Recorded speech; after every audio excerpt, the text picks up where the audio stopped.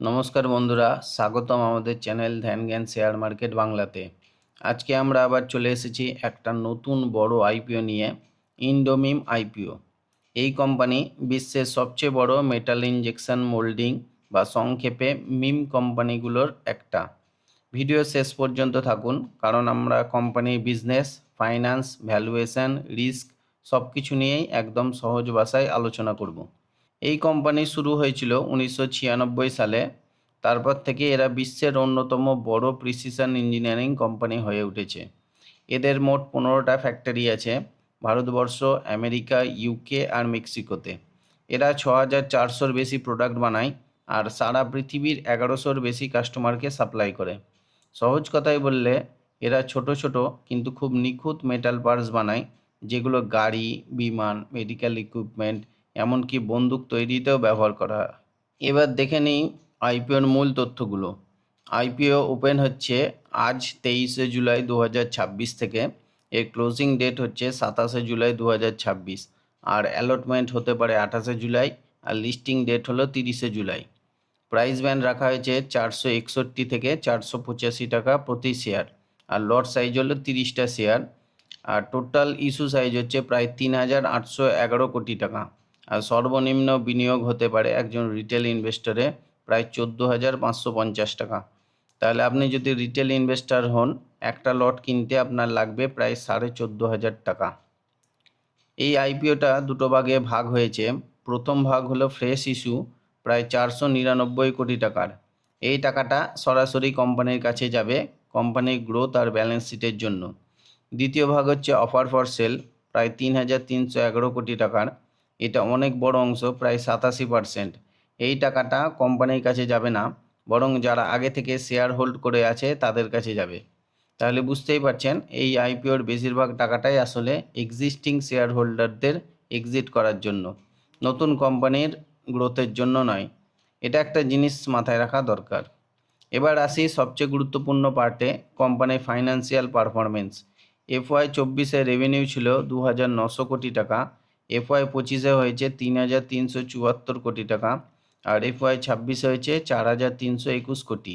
আর যদি আমরা প্রফিট দেখি, তাহলে FY24-এ ছিল 284 কোটি টাকা, FY25-এ সেটা বেড়ে হয়েছে 424 কোটি টাকা, আর 2026-এ হয়েছে 534 কোটি টাকা। তার মানে রেভিনিউ প্রায় 22% হারে বাড়ছে প্রতি বছর, আর প্রফিট বাড়ছে প্রায় 37% হারে। এবিটা মার্জিন 25.5%, যেটা বেশ ভালো একটা সংখ্যা। চলুন এবার কিছু গুরুত্বপূর্ণ রেশিও দেখে নিই। আপার প্রাইস ব্যান্ড 400 যদি 85 ধরি, তাহলে সেই হিসাবে পি রেশিও দাঁড়াচ্ছে 44.95 গুণ, মানে কোম্পানির আয়ের প্রায় 45 গুণ দাম চাওয়া হচ্ছে। Return on equity 21.3%, return on capital employed 26.6%, debt to equity মাত্র 0.39। এটা বেশ ভালো, মানে কোম্পানির বেশি ধার নেই। প্রাইস টু বুক ভ্যালু 8.3 গুণ। পোস্ট ইস্যু মার্কেট ক্যাপ প্রায় 23,981 কোটি টাকা। পি সংখ্যাটা একটু বেশি বলে মনে হতে পারে, এটা নিয়ে আমরা পরে আরও কথা বলছি।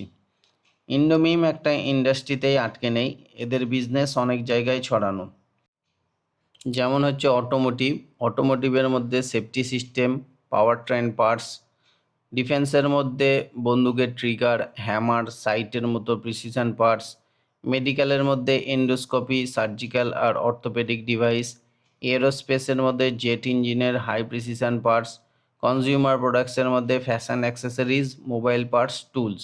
এই ডাইভার্সিফিকেশনটা একটা বড় প্লাস পয়েন্ট, কারণ একটা সেক্টর খারাপ করলেও বাকি সেক্টরগুলো সামলে দেয়। এদের ফ্যাক্টরি ছড়ানো আছে 4টে দেশে, যেমন হচ্ছে ভারতবর্ষে 6টা প্ল্যান্ট আছে। Low cost manufacturing base. FY26 revenue প্রায় 23%। এছাড়া আছে আমেরিকায় 6টা প্ল্যান্ট, সবচেয়ে বড় ওভারসিজ বেস। নর্থ আমেরিকা থেকে আসে প্রায় 44% রেভিনিউ।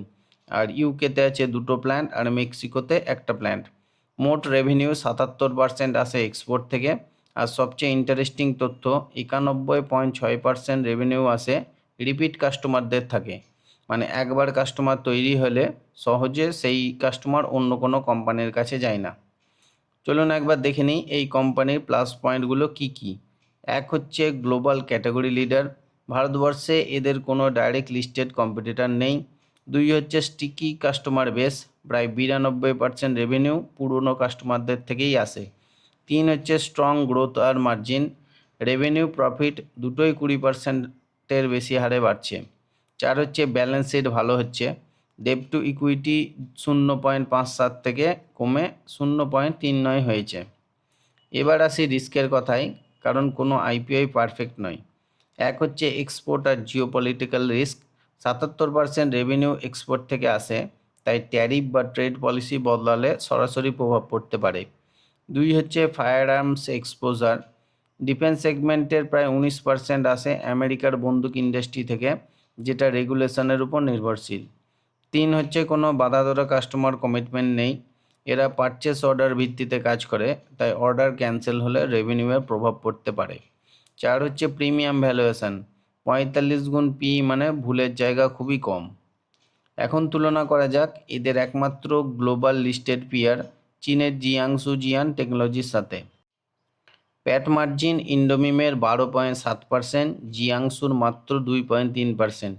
রিটার্ন অন ইকুইটি ইন্ডোমিমের 21.3%, জিয়াংসুর মাত্র 3.1%।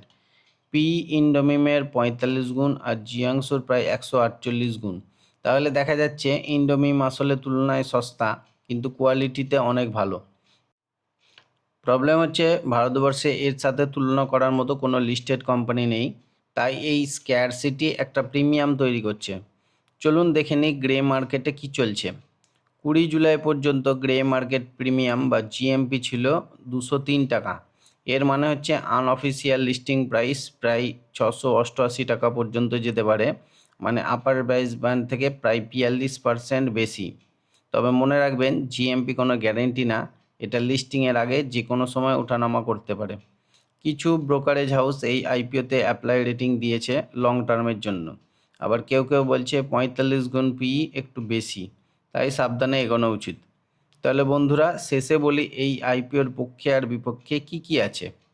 পক্ষে হচ্ছে ক্যাটাগরি লিডার, যার কোনো সরাসরি কম্পিটিটর নেই ভারতবর্ষে, ধারাবাহিক 20% প্লাস গ্রোথ, ভালো মার্জিন আর কমতে থাকা ঋণ, আর লয়াল দীর্ঘদিনের কাস্টমার বেস।